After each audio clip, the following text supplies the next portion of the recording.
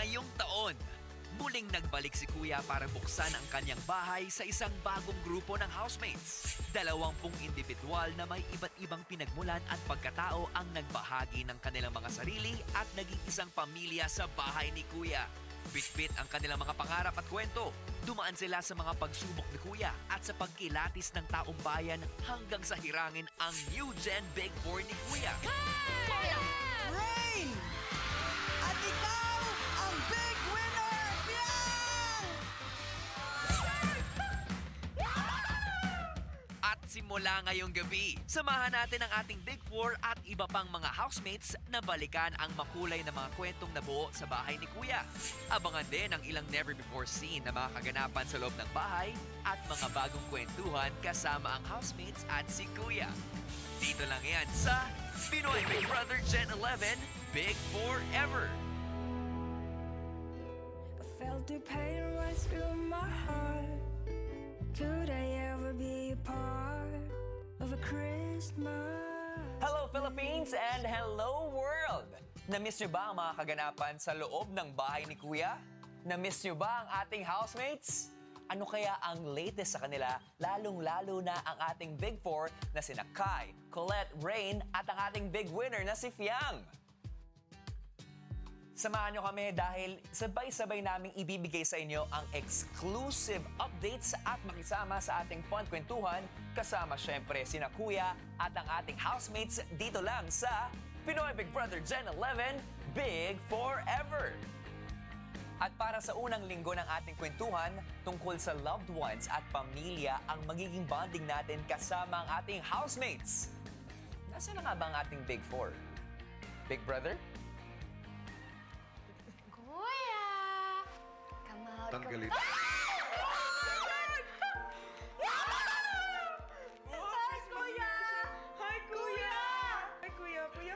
Maligayang pagdadali sa aking bahay. Aking Gen 11 Big Four. Kai, Colette, Rain, at ang aking big winner, Fiang. Kamusta kayo, girls? Kamusta na mga ba kayong apat? Kuya, so far, Maaari niyo bang ibahagi sa akin ang mga naganap na sa inyo? alam ko naman kuya na nakita mo yung mga mall shows namin kuya. Happy talaga ako kuya kasi sabi ko nga sana andito si kuya no kahit mag-disguise lang siya. Makita nyo lang kami kuya. Tsaka super kuan kuya, super saya kasi yung mga hindi namin in-expect na dito sa loob nangyari sa labas. Minsan-minsan na din, kuya, namimiss ko na yung nandito lang sa bahay, kuya. Like, wala talagang iniisip. Na-enjoy ko naman din yung time ko sa outside world, kuya. Ang daming blessings. And I'm not complaining because this is what I asked for. Kaya thank you, kuya, kasi you're one of the reasons na, you know, ganito na yung buhay ko ngayon. I'm happy po sa blessings po kuya and nakikita ko pong may sumusuport sa aming apat and sa aming lahat po. May mga mall shows na po kami, guestings and all po kuya. At syempre kuya, hindi mangyayari yun, mga yun lahat, kundi dahil sa inyo kuya. So, papasalamat po ako ng sobrang-sobra. Big Four, masayang masaya ako para sa mga panibagong mga bagay na nararanasan ninyo ngayon. Tandaan ninyo na sa bawat tagumpay ninyong tinatamasa sa labas ng aking bahay ay patuloy akong nag-aantabay at susuporta sa inyo.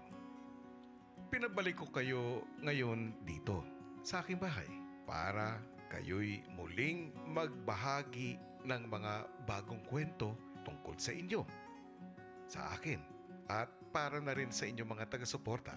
Nawa ay maging masaya at makabuluhan ang inyong pagbabalik sa aking bahay. Masaya ako na tayo'y muling nagkasama.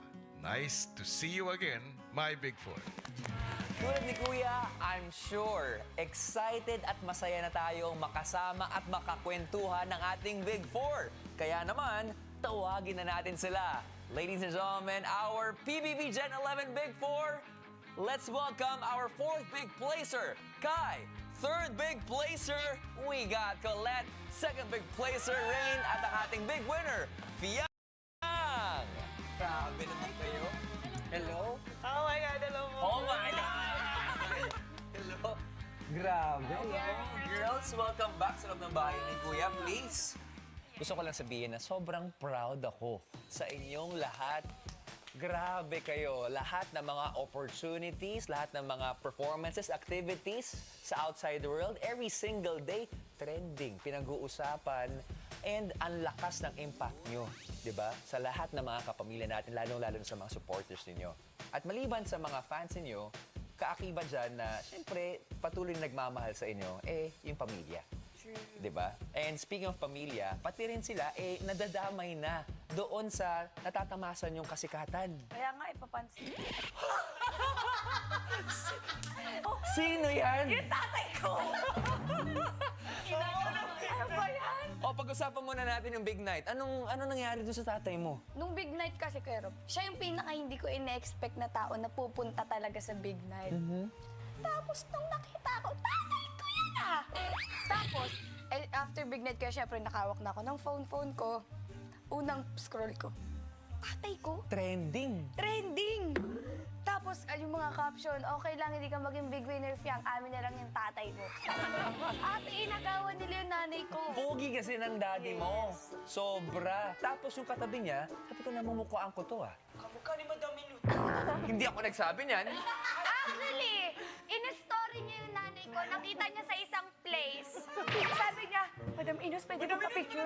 Madam Inos, pa-picture. Sabi ko, nilanan mo yung Grabe ka. nanay ko. Vibing kasi si Tita. Vibing. Yaman lang din naman na napag-usapan natin ang pamilya mo, lalong-lalo na si Daddy. Balikan natin ang ilan sa mga moments dito sa loob ng bahay ni Kuya. Kaya naman, mga kapamilya, ito ang isang exclusive and never before seen kwentuhan ni Fiang patungkol sa mga pinagdaanan niya sa kanyang pamilya. Let's watch this. Isang gabi sa bahay ni Kuya, naibahagi ni Fiang ang mga pagsubok na pinagdaanan ng kanyang pamilya. Na ang Naka-family ko yun, uy. Every time na merong magkakasakit, ganyan. Yung tito ko, bigla siyang tumigil sa inom. nag-withdrawal to. Yeah, tapos nasa hospital siya. Tumawag yung tita ko sa mami ko. Sabi niya, Ning, baka pwedeng ganito, ganyan.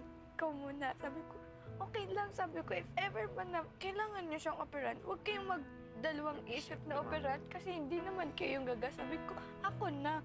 Kasi ako lang sa akin, ma-zero ako. Pera lang yan. Pero yung mawala ng buhay, ko hindi ko mababalik yun.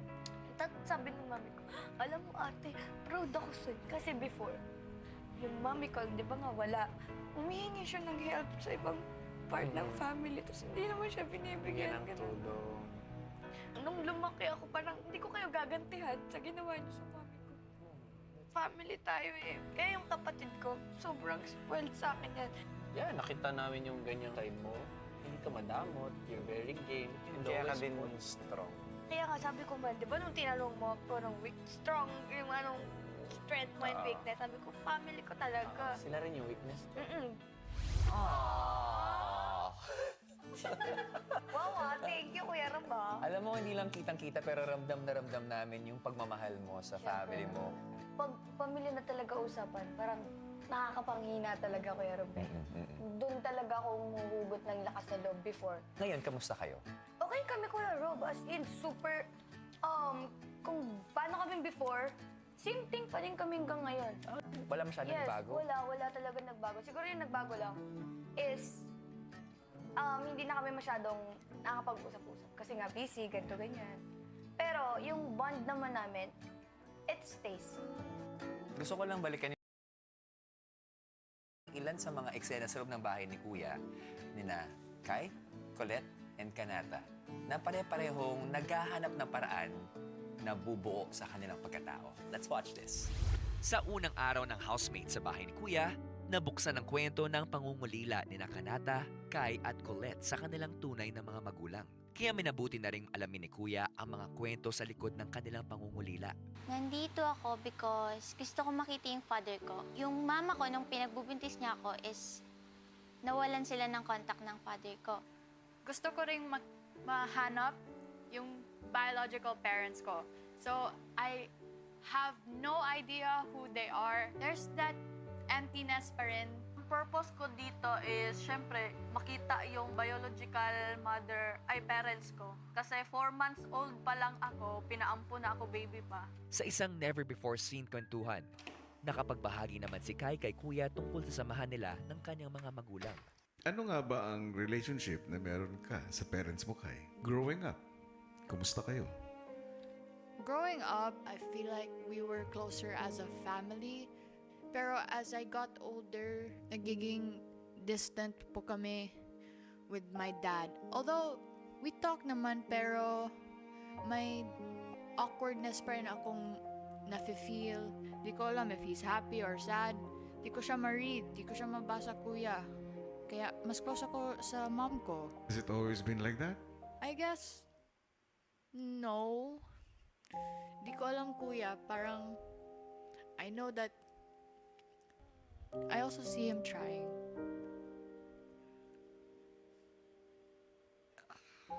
At paano ka naapektuhan sa mga pangyayaring ito? I'm confused po, kuya. Alam ko naman, kuya, na love ako ng dad ko. Alam ko naman na love ng dad ko si mama. Pero, di ko alam in what way. Ano yung ikinakatakot mo?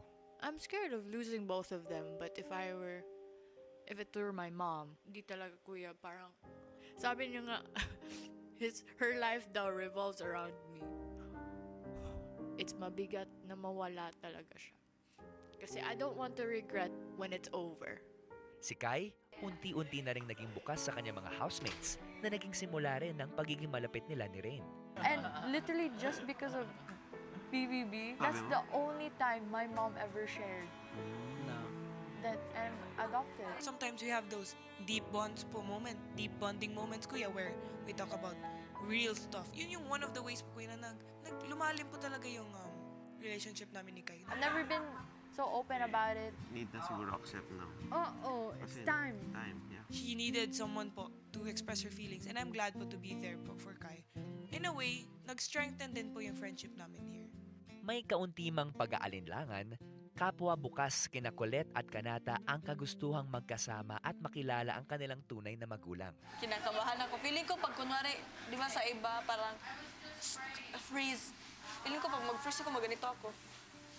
Hindi ko makita ang mukha ng mama ko ba pag... Anong makakapagpaiyak sa'yo? Siguro yung parang ihag ako tapos sabihin na parang sorry. Sorry? Oo, na parang hindi niya nabigay yung mga bagay na dapat kuha niya. Parang... Sa family.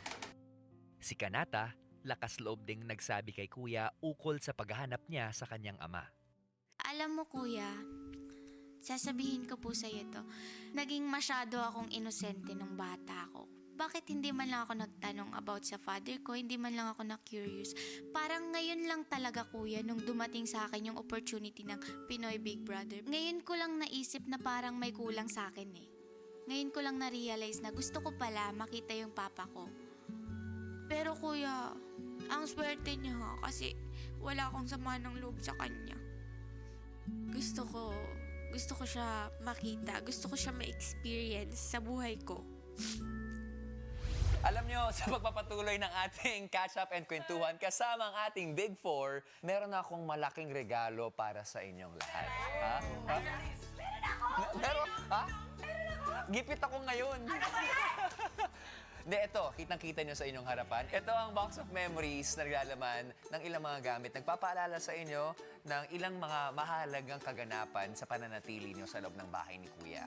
Kaya naman, Kai, please, open the box. Let's see. Oh, ano to? Wow! Flashbacks! I remember the first few weeks, yung baby task. I loved it talaga. Kasi baby lang kami, so we, like, freedom lang talaga. Except for, we can't talk. We can't walk. Yeah. O, babalikan natin yung sayang hatid ng bib task na yan, ng baby task na yan. Let's all watch this. Playpen pa ba to? Hi! Nana! Pero Pero kahit pretend babies lang na mga housemates, hindi talaga makakapagpanggap si Jaren na gusto niya ang ampalaya. Ay, wag na. Ayos na bata na to, mapilit. Mapili, ayaw kumain ng kalabasa. Yung bata kumakain ng kalabasa. No, Jaren, it's good for your eyes. Si Ray naman, mukhang spicy ang baby food na nakain.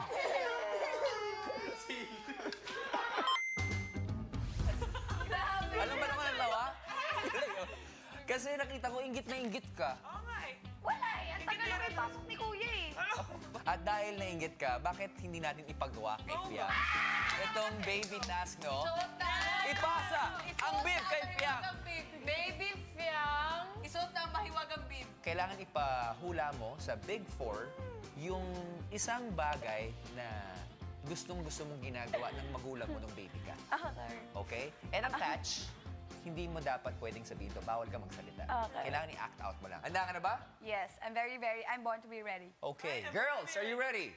Yes! 2, 1, go! Susuka. Ay, vomit ng baby. Ay, naalaga. Pinupunasan yung suka mo ng nanay mo gamit ang baby. I think we got that Pwede right. naman, kasi iba yung term. Okay, ano yung term na hinahanap mo? Lungad. Hindi, pero naalala mo nga pa ngayon. Siyempre, hindi na ko laro. Grabe ka naman. Pero paano mo alam na yun ang gusto Mami mo? ko. Kinukwento sa'yo. Yes, kinukwento niya yung mga ginagawa niya sa akin. Sobrang hilig ko talaga mag-alaga ng mga bata talaga. Yung mga sanggol. Eh, siyempre, naglulungad. Ano bang ginagawa pag naglulungad? Siyempre, pinupunasan. Well, maraming salamat sa pag-share ng iyong moment nung bata ka. Sa saya na hatid ng baby task ng ating Gen 11 housemates, naging daan din to para sa isang napaka-importanting kabanata sa buhay ni Colette. Kung ano to, panoorin natin lahat. Kwentuhan niyo nga po ako, nanay, tungkol sa inyo ni Colette. Hindi siya makapasok, hindi siya makapag-aral kasi wala akong pera. Kaya nabigay ko siya. Kasi ayaw ko nga talaga siya ibigay. Pero naisip ko na may kinabukasan siya doon, hindi kagaya dito sa akin. Si Kuya, ipinaalam kina Kai at Noemi na nakatakdang makausap ni Colette ang kanyang biological mom. Pero bago mangyari ito, ay kailangan magawa ang isang task. Nandito yung mom ni Ate Colette. Dapat daw makatulog si Ate Colette. Ako na bala. Diyan. Ako na tayo makatulog sa brown na ako. Tara. Higda-higda, agad ta. You want me to? Yes, please. Tulog tayo, Colette. Bakit parang ako ang pinapatulog niyo? Batik mag-close na go, guys. Habang pinapatulog si Colette, ay itinago muna ng ilang housemates sa bedroom ang kanyang biological mom. Siguro, no, si Colette, pag di ko siguro siya binigay, hindi siya nakapag-aral. Kawawa naman siya. Kasi dami kong anak, 4 sila. Good intentions naman po ang ano mo. Like, you did it for the best po. Para kay Colette naman. Oo.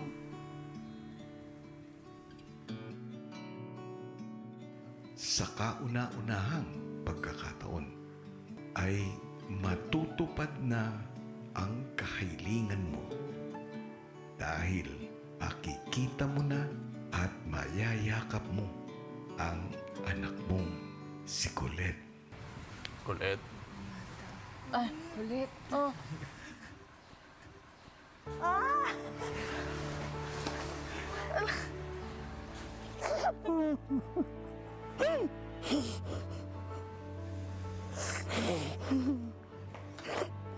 Sorry.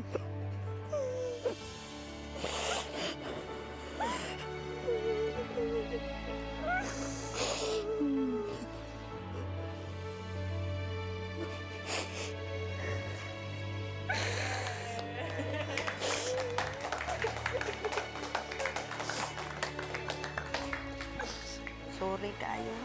Okay lang, Okay lang. Kuya, kung magbabalik tanaw po sa mga nangyari nung that time, kuya, marirealize ko po talaga kung gaano po ako kaswerte, kuya, na nagkita po kami ng mama ko, kuya. Lalo na po na hindi po kami dati kaagad nakikita talaga. Dito pa po nangyari sa loob ng bahay niyo, kuya. Nung pagkakita mo talagang bumuhos kaagad yung luha mo kasi wala ka nang ibang naisip kundi umiyak na lang po, parang ganun po. Nagmahal ako, makihatag ka na po, pero dili di ka kauman og eskwela kundi nahalang ka sa ato. Yan, salamat ang po ko ni mama sa imuhang mama. Kung ano po kanila, ilahalag po kami turing anak ay suro yun kayo nga dihatag ka na po kay tungod sa itong kalisod, tungod sa imuhang papa nga. Kung anong yun kayo, suri kayo. Nga kong mama. Dili na ko tawagon ampon. Nana kay mama, dili na ko ampon naman ko'y mama. Dubli-dubli ang mama ko. Daghan gani kong mama gani. Oo, ino ni mo daghan kong mama. Nahappy po ako, kuya, kasi yung iniisip ko po na wala akong mama, parang ganun po, kuya, ba yung mga trauma good, kuya, na sinasabi sa akin na wala akong mama, wala akong papa, ganun, ampun lang ako. So parang lahat po yun, kuya, parang nawala po, kuya, dahil sinabi niya po, kuya. Ang pagkabait ang kadirihan. Nabiyong. Yun lang po talaga ang kailangan ko pong marinig, kuya, para po na mabuo po talaga ako ba, tsaka makita ko siya, ganun po. At na-assure niya naman po sa akin, kuya, na mahal niya po ako kahit daw po na pinamigay niya daw po ako. Ulit, hangad ko na ang inyong unang pag-uusap ng iyong ina sa loob ng aking bahay ay maging simula na ng pagbuo ninyo ng isang magandang relasyon. Apo, kuya, thank you po. Kuya, I miss you so much! Abangan bukas! Parang ang daming aral na napulot mula doon sa pangyayaring yun. Natutunan ko dun, hindi mo pwedeng i-judge yung mama mo nang dahil lang sa nangyari. Kasi hindi mo din naman alam kung ano yung pinagdaanan ng nanay mo bago kanya makita ulit. Kokey? Okay.